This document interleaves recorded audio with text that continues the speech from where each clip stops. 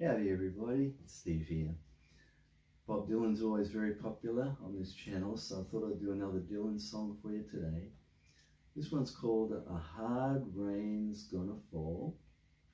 Wrote it back in '62 in response to the Cuban Missile Crisis, so a lot of deep meaning in this song. It's all about the follies of war, I guess.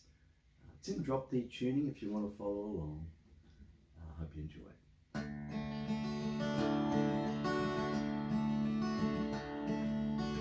Where have you been, my blue-eyed son?